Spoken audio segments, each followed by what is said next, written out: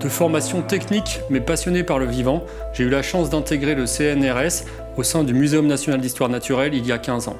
En 2011, j'ai rejoint l'équipe sommeil du Centre de recherche en neurosciences de Lyon pour enregistrer et quantifier le sommeil des rongeurs. C'est au sein de ce laboratoire que j'ai développé une passion immense pour cet état mystérieux qu'est le sommeil. Le mieux, c'est que je vous montre. Le sommeil est un état d'inactivité réversible où l'animal est déconnecté de son environnement, à la différence d'un simple repos.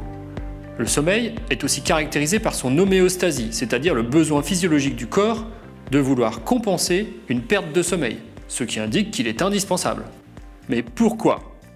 Pourquoi aucun animal ne semble pouvoir s'y soustraire ? Pourquoi l'évolution a-t-elle sélectionné un état qui est si risqué car l'animal est alors vulnérable et si peu productif ? Pendant que l'animal dort, il ne se reproduit pas, ne cherche pas de nourriture, ne s'occupe pas de sa descendance.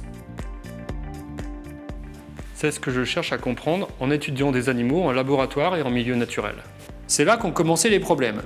Pour enregistrer le sommeil en milieu naturel, nous avions besoin d'un système de monitoring autonome, miniature, de grande autonomie et capable d'enregistrer l'activité cérébrale et toute la physiologie de l'animal.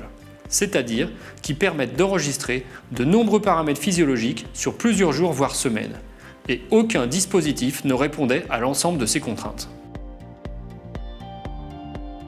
En 2013, je me suis associé avec Bertrand Massot, enseignant-chercheur à l'INL, spécialiste en biocapteurs et en instrumentation.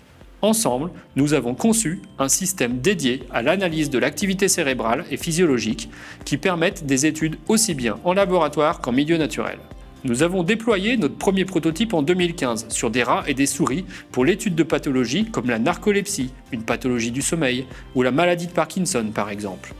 En 2018, avec ce système et grâce au soutien des personnels de l'animalerie spécialisée de l'université, j'ai démontré qu'il existait 2 états de sommeil chez les reptiles, toutefois bien différents des nôtres.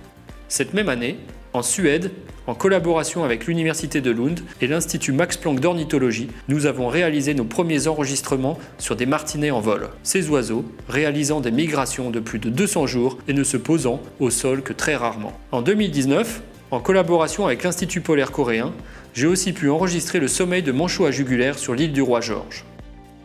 Pour la première fois, le sommeil de ces animaux avait pu être enregistré en continu alors qu'ils passaient plusieurs jours en mer, plongeant à plus de 200 mètres de profondeur, où qu'ils couvaient leurs œufs, adaptant ainsi leur sommeil pour les protéger des prédateurs. Cette nouvelle technologie, moins gênante pour l'animal, en plus de permettre une caractérisation plus fine du sommeil des animaux de laboratoire, ouvre de nouveaux axes de recherche, comme l'écophysiologie du sommeil que je développe au sein du CRNL. Nous pouvons enfin comprendre comment les animaux dorment dans leur milieu naturel. Ce que je trouve passionnant dans mon travail, c'est la multidisciplinarité et la complexité nécessaires pour comprendre un état d'apparence aussi simple et essentiel que le sommeil, un état pourtant toujours aussi mystérieux.